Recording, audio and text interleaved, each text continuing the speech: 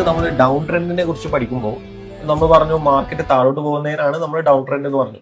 അപ്പോൾ അതിനൊരു സ്ട്രക്ചർ ഉണ്ട് ഡൗൺ ട്രെൻഡിന്. അപ്പോൾ സ്റ്റോക്കിന്റെ പ്രൈസ് ഒരു നിശ്ചിത ഏരിയയിൽ നിന്ന് പ്രൈസ് കുറഞ്ഞ് താഴോട്ട് പോകുന്നു, ഒരു ലോ ക്രിയേറ്റ് ചെയ്യുന്നു, വീണ്ടും മുകളിലിട്ട് ഒരു ഹൈ ക്രിയേറ്റ് ചെയ്യുന്നു, വീണ്ടും ഈ ലോ ബ്രേക്ക് ചെയ്തുകൊണ്ട് പുതിയൊരു ലോ ക്രിയേറ്റ് ചെയ്യുന്നു. അതിനെ നമ്മൾ ലോവർ ലോ എന്ന് വിളിക്കും. വീണ്ടും നമ്മൾ മാർക്കറ്റ് ഇത്തിരി മുകളിലോട്ട് പോകുന്നു, അപ്പൊ ഒരു ലോവർ ഹൈ ക്രിയേറ്റ് ചെയ്യുന്നു. ശേഷം വീണ്ടും ഈ ഒരു ലോവർ ലോ ബ്രേക്ക് ചെയ്തുകൊണ്ട് താഴോട്ട് പോകുന്നു. അപ്പൊ ഈ ഒരു പ്രവണതയാണ് നമ്മൾ ഡൗൺ ട്രെൻഡ് എന്ന് വിളിക്കുന്നത്. അപ്പൊ ഇതിൽ നമുക്ക് ഏകദേശം മാർക്ക് ചെയ്ത് നോക്കാം. ആദ്യം ഒരു ലോ ക്രിയേറ്റ് ചെയ്യുന്നു, വീണ്ടും മാർക്കറ്റ് ഒരു മുകളിലോട്ട് പോകുന്നു, ഒരു ഹൈ ക്രിയേറ്റ് ചെയ്യുന്നു, വീണ്ടും ഈ ലോന് ബ്രേക്ക് ചെയ്തുകൊണ്ട് ഒരു ലോ ക്രിയേറ്റ് ചെയ്യുന്നു, ലോവർ ലോ എന്ന് പറയും. വീണ്ടും ഈ ഹൈനെ ബ്രേക്ക് ചെയ്തിട്ടുള്ള ഈ ഒരു റേഞ്ചിലേക്ക് മാർക്കറ്റ് വരുവാണെങ്കിൽ അതൊരു ലോവർ ഹൈ എന്ന് പറയുന്നു.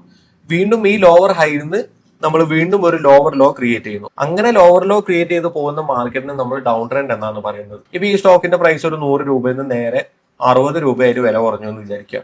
അപ്പോൾ അവിടുന്ന് പ്രൈസ് എന്ത് ചെയ്തു, മുകളിലോട്ട് ഒരു 80 രൂപയിലേക്ക് വീണ്ടും പ്രൈസ് പോയി. അപ്പൊ അതൊരു ഹൈ ആയിട്ട് ക്രിയേറ്റ് ചെയ്യുന്നു. നേരെ ആ 80 നിന്ന് നേരെ പ്രൈസ് താഴോട്ട് പോകുമ്പോൾ അതൊരു 40 രൂപയായിട്ട് പ്രൈസിന്റെ വില കുറയുന്നു. വീണ്ടും അവിടുന്ന് പ്രൈസ് 40 നിന്ന് ഒന്ന് മുകളിലോട്ട് പോയിട്ട് അതൊരു 50 രൂപ ആവുന്നു. നമ്മൾ അപ് ട്രെൻഡിൽ ബൈ ആണ് ചെയ്യുന്നുണ്ടെങ്കിൽ ഡൗൺ ട്രെൻഡ് നമ്മൾ ചെയ്യാൻ പോകുന്നത് ഷോർട്ട് സെല്ലിംഗ് ആണ്. ഷോർട്ട് സെല്ലിംഗ് എന്താന്നുള്ളത് ഡീറ്റെയിൽഡ് ആയിട്ടുള്ള വീഡിയോ പറയുന്നതാണ്. നമുക്ക് ഇതൊരു ചാർട്ടിൽ നമുക്ക് കണ്ടു കഴിഞ്ഞാൽ നമുക്ക് ഐഡിയ.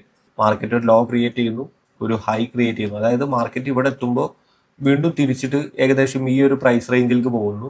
പിന്നെ അവിടുന്ന് ശക്തമായിട്ട് താഴോട്ട് മൂവ് ചെയ്യുന്നു. അപ്പൊ അതൊരു ലോവർ ലോ ആയിട്ട് ക്രിയേറ്റ് ചെയ്യുന്നു. വീണ്ടും വീണ്ടും പ്രൈസ് ഇത്തിരി മുകളിലോട്ട് വരുന്നു. അത് നമുക്കൊരു ലോവർ ഹൈ ആയിട്ട് മാർക്കാവും. അപ്പോൾ ഇങ്ങനെയാണ് ആക്ച്വലി ഡൗൺ ട്രെൻഡ് വർക്ക് ആവുന്നത്.